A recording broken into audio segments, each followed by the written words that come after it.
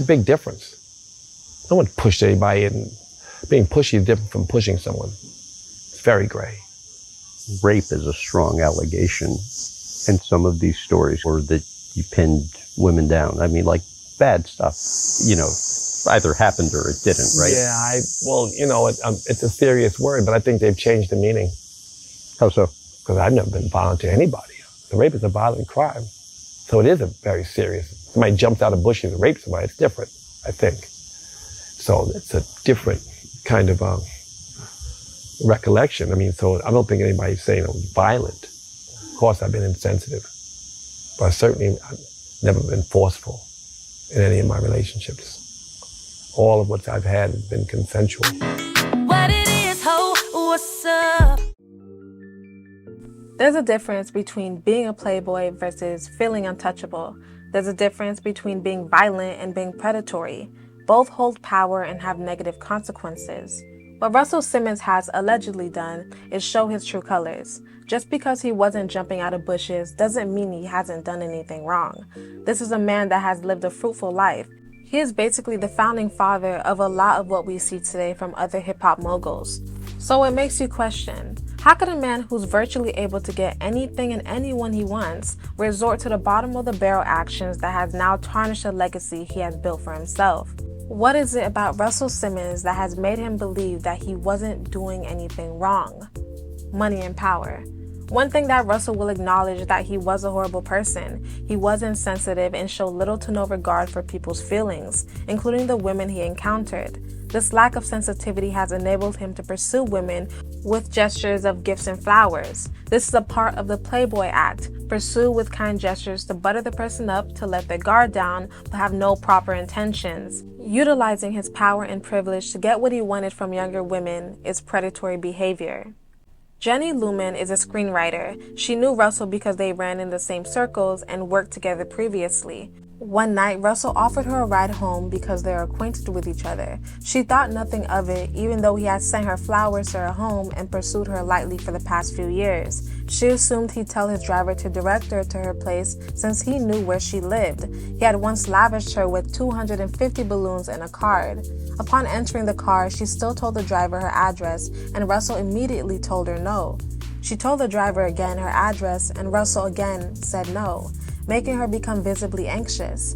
Her small testimonies were ignored as they made it to his apartment. Mentally, she decided it was better at the moment to make the trade because she didn't know if he was going to get violent, something she deeply regrets and understands that her speaking about it now could make her lose jobs. Russell, on the other hand, understands that her memory of that evening is very different from his, and it's clear to him that her feelings of fear and intimidation are real.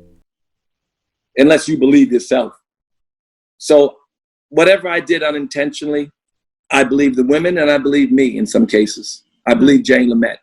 That's who I believe. So basically, and I put her, because I believe her story. I read it, it breaks my heart. She said she thought I might turn violent. She said she was fearful and did what I said. I didn't know. I didn't know.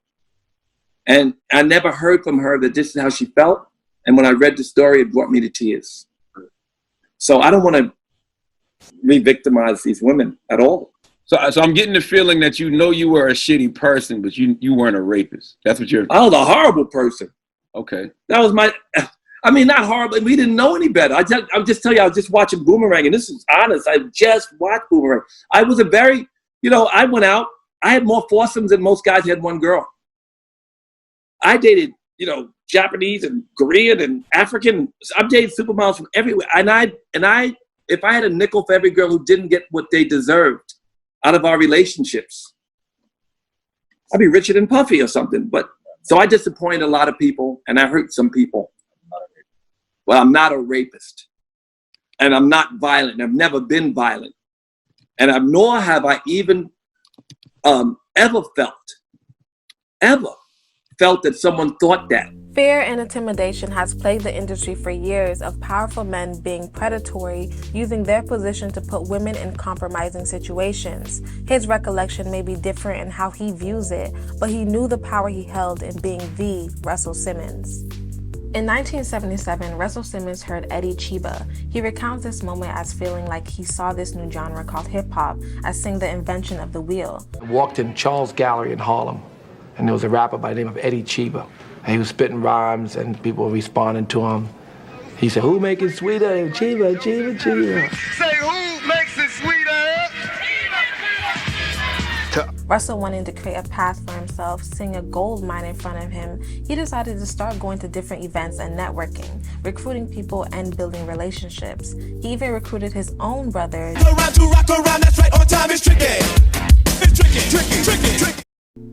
He ended up meeting Rick Rubin and they became co-partners for their new label Def Jam, signing the first early onset artists like LL Cool J and the Beastie Boys. These artists sold well, eventually leading to a distribution deal with CBS Records through Columbia Records the following year in 1984. In 1991, he developed Rush Communications Inc., adding Leor Cohen to the team.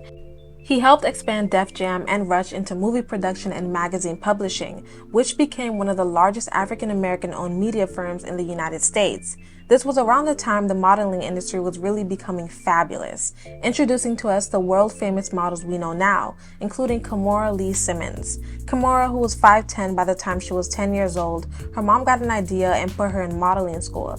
She ended up going to the model search in Kansas City, where she was discovered and sent to Paris to be signed exclusively to Chanel at 13 years old. She'd walk the top high-end runways for the next few years, securing her spot as a top model, eventually catching the attention of Russell Simmons. Russell, developing a reputation for being a playboy, sent Kimora flowers showing his interest for her. Kimora confided in Tyra Banks about it, and Tyra told her he does that to all the girls he likes, and warned her about him. Kimora receiving lavish gifts and being able to be in rooms she was never in before. She put the age difference aside, as Russell Simmons was 35 and Kimora was 16 when they got together. On the catwalk is where Russell Simmons, one of the leading hip-hop producers at the time, spotted the young Kimora. The St. Louis, Missouri native would go on to host one of his TV shows and eventually become his wife. I'm not a 19-year-old, 21-year-old person, and I have men that are 40 years old that want to take me out to dinner, and it's just not something that I need to be seen even in right now. Russell, who was filthy rich, pursued Kimora and they began dating. Her mom was okay with the relationship and they openly dated. Russell was well established and provided her with a wealthy lifestyle. They married on the island of St. Bartholomew in 1998. At that time, he was ready to marry Kimora. He felt like it was time to settle down after living the prosperous bachelor life of being the top executive. The 70s and 80s were a wild time, Russell being a party promoter and slowly growing his riches throughout the years. He had a good time partying, networking, meeting so many people, and indulging in crazy activities. Russell admitting himself he did a lot of drugs in his past. Yeah, well, now I'm old as fuck. Right, I didn't spend 30 years getting high, but I got high from 15 to 30, and I just stopped at 30, but except for during holiday, but but I stopped everything. I'm like a monk. I don't smoke, drink, I don't eat animals. I do yoga every day, I meditate twice a day. I mean, I live like a monk, but I like morning meditation better than late night drinking. It's just better. But I smoked a lot of water, angel dust. PCP. Yeah, PCP, a lot of that. But I also smoked, I used to smoke heroin. I didn't shoot heroin. I sniffed heroin, I didn't like it that much, but smoking on the aluminum foil was fun. And then obviously everybody smoked a lot of weed. I used to sell pounds of weed. I used to sell coca leaf incense and cocaine and stuff like that. So I did a lot of stuff that wasn't healthy, that I'm not proud of, but it's been a long time. When he met Kimora, it seemed like a step towards settling down to the public, but according to his victims, that wasn't the case. As Russell was expanding his empire, he allegedly wasn't the same people knew him as. Unbeknownst to him, his actions would catch up to him years later. Russell was making moves outside of music, creating his own clothing brand called Fat Farms. Fat Farms becoming one of the first brand connection to hip-hop, established in 1992. It quickly started to become more popular into the urban fields, at first catering to men, but once it expanded into female apparel with a touch of Kimora, as she became the designer and creative director, it became one of the biggest Y2K brands. I need some baby fat, Kimora. I love Kimora, I love Baby Fat, I love the style, I love how it's funky and sexy and still really fashion forward, it's everything that a clothing line needs. Kimora launching Baby Phat in 1999 becoming a moment in hip-hop fashion. The apparel was low-rise jeans, fur coats, and cute crop tops. It was so successful they collabed with Motorola to have their own custom phones. By the early 2000s, they generated over $200 million in sales.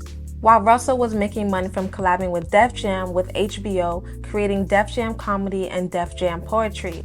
Having popular comedians helping to launch their careers also, comedians like Dave Chappelle, Cat Williams, and Bernie Mac all took the stage. Def Jam Poetry showcasing spoken word from creative African Americans. He continued doing movie production and even went as far as creating his own credit card, which had a good run until they went through system and legal issues, where a system update left card users locked out of their accounts. Thousands of people weren't able to access their accounts. Because the card would also cater towards low-income minorities, it left people without any money to fall back on. The issue forced the company to pay out its customers $13 million in 2017. But that wasn't the only problem he was facing.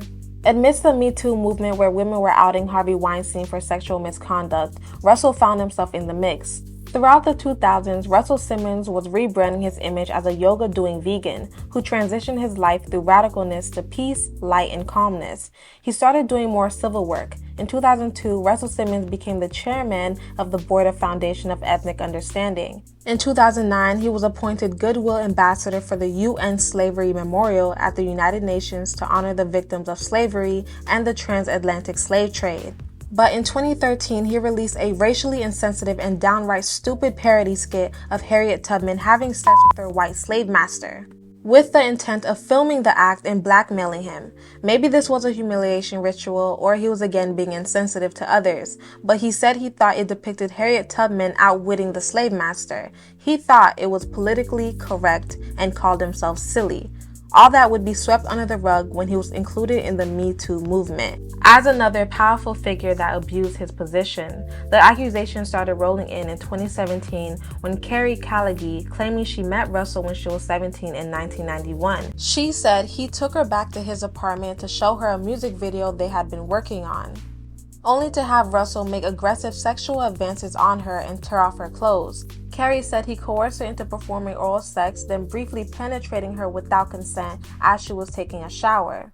According to Russell, that wasn't true and everything that happened with them was consensual. The New York Times and the Los Angeles Times reported that 4 women have accused Russell of R-ing them in incidents spanning from 1983 to 1996. The accusers including Sherry Hines of the all-female hip-hop group Mercedes Ladies, who said Russell R-ed her in his office in 1983 when she was 17.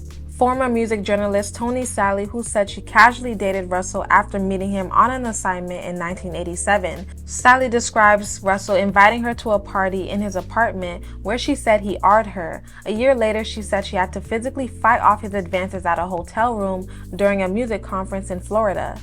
Again, Russell denying the accusations, stating he will not accept responsibility for what he has not done. He continues to deny the allegations, but these women have a different story. Drew Dixon, Salai Abrams, and Alexia Norton-Jones say they're all survivors of sex crimes committed by media mogul Russell Simmons. The 3 of you aren't describing this just as sexual assault or just as being mistreated by Russell Simmons or sexually harassed by Russell Simmons. No, this is predatory rape. This is violently tackled and raped. It's rape. While saying no and fighting and crying. Drew Dixon says she was working with Simmons when he allegedly attacked her in 1995. I literally worked for him. He was ordering me a car, and he told me to come upstairs and pick up a demo. I thought I would be in his apartment for 5 total minutes. That's it. And he showed up naked wearing a condom and tackled me to his bed while I screamed and fought and said no and cried. That's rape. Salai Abrams says she occasionally dated Russell Simmons. I mean, back in the day, we would just say you hooked up. I mean, you hung out. Regardless, she says, that part of their relationship was over before Simmons allegedly raped her in 1994. He'll say, yes, we had a sexual relationship, but he cannot address the fact that I was too drunk to consent. And that the next day I called him up screaming, and I attempted suicide. He knew.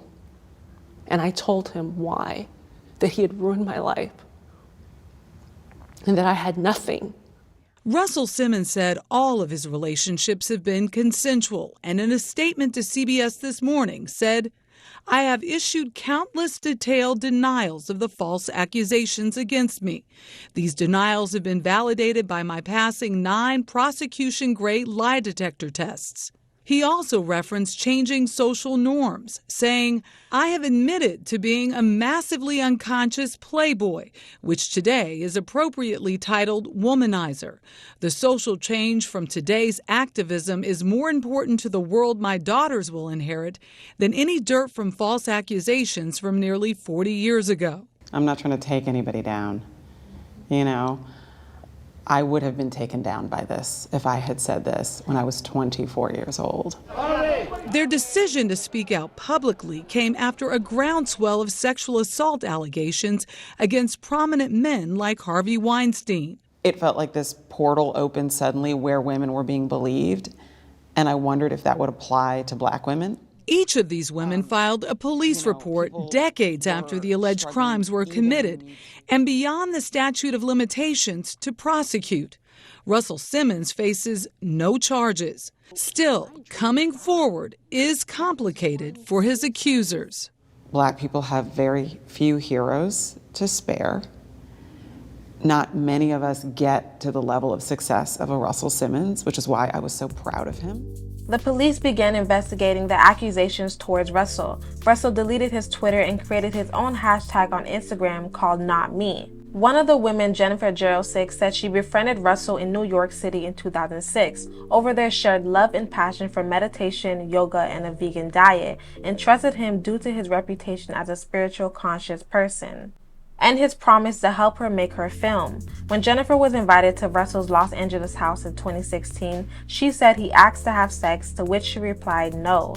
Russell then allegedly got aggressive and pushed Jennifer onto his bed, causing her to hit her head as she tried to force him off her. She claims Russell then pounced on her while she was still in shock and fear, then proceeded to R her. She sued for $5 million, but the case was thrown away by a judge. The accusations and lawsuits continued to come left and right. He started selling off his homes and decided to move all the way to Bali. A lot of people speculating that he moved there to evade the legal ramifications he'd face if he stayed in America. Russell, professing his innocence, then moving countries, made him look absolutely guilty in the public eye. In his personal life, he was also facing issues with his daughters. Kimora and Russell divorced in 2009. Since then, they've maintained a good friendship and co-parenting relationship, Russell becoming the godfather to Kimora's other children. She even decided to speak up during Russell's accusations in defense of his character, but along the way, when he moved to Bali, the relationship became strained. On Father's Day in 2023, Ming Lee posted a picture paying tribute to her mom for Father's Day. Then Russell posted a subliminal saying, "Stop telling fathers they should have fought harder to see their children and start asking mothers why he had to fight at all." Aoki was the most verbal about the issues in their relationship, posting their personal text messages and videos, accusing Russell of being a bully, abusive, and threatening them. But why was Russell upset? According to Russell, Kimora took money from their joint stock in Celsius to pay for her then-husband Timothy Leisner's bail. He was in jail for money laundering. The banker pleaded guilty to his involvement in swindling almost $4 billion from individuals in Malaysia. Kimora took the money from the stock without Russell's knowledge. Kimora allegedly took over $4 million as collateral. Russell sued Kimora and her husband, and they countersued in defense, Russell losing the case and having to pay over $100,000 in legal fees back to Kimora. So when Russell and his daughters were going back and forth with him on social media, Kimora chimed in with her own take on the situation. In the fact that, in the sense that, you know, again, people know me. You guys know me. Some of you have never met me. You've grown up with me. You've seen my shows. You see my work. You wear my clothes. Others of you know me very well. You know me personally. You know my kids. You know my exes. You know the dads.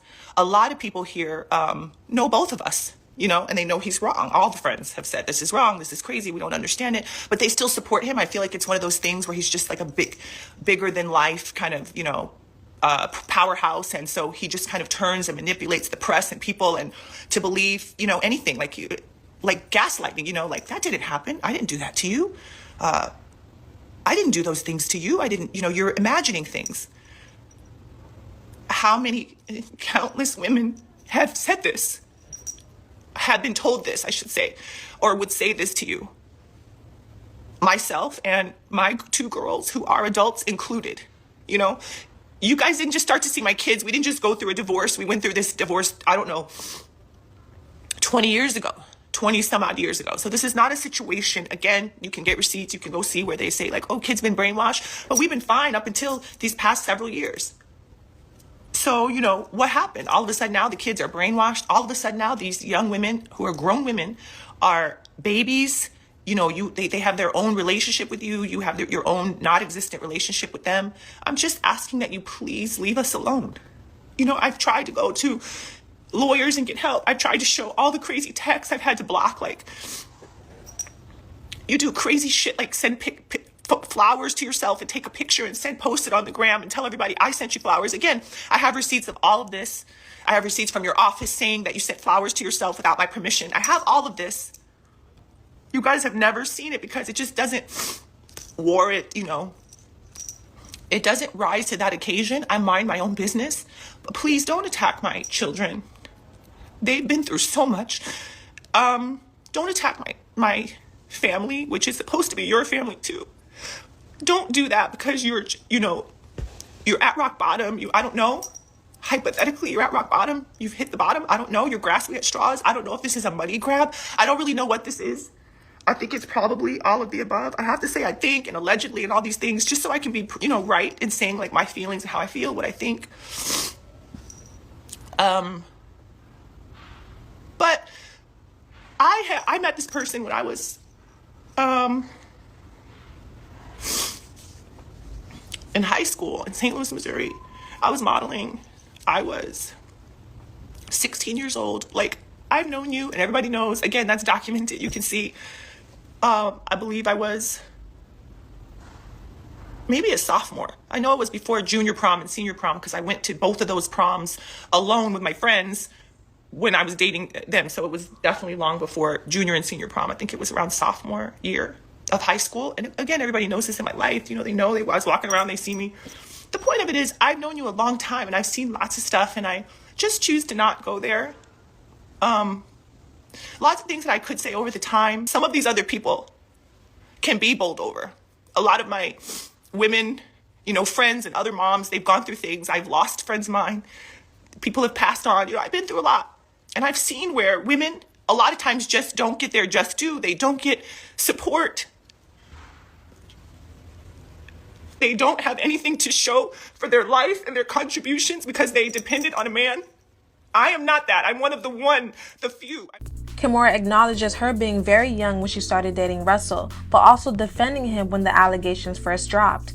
Either way, she outed his shady behavior towards her and his daughters, and the daughters also feel away. Russell is angry at Kimora and has used his anger to also lash out at his daughters. Russell is still well off because he started businesses in Bali, but he's not rich as he used to be. His peak was in the 90s and early 2000s, but that money has since slowed down. Kimora taking the money from the stock while he's fighting cases has left him sour during this downfall in his life. His public perception is in the gutter because it looks like he's accepting his guilt while denying any wrongdoings, no matter how he's trying to spin it. Although he moved to avoid any legal repercussions in America, he was served a defamation lawsuit in 2024 by one of the victims who he denied he assaulted. His journey to leave his past behind as a new man is a bumpy ride, a legacy built to now a legacy fallen. Let me know what you guys think down below on Russell Simmons' longevity and his escape to Bali. Make sure you comment, like, and subscribe. Toodles!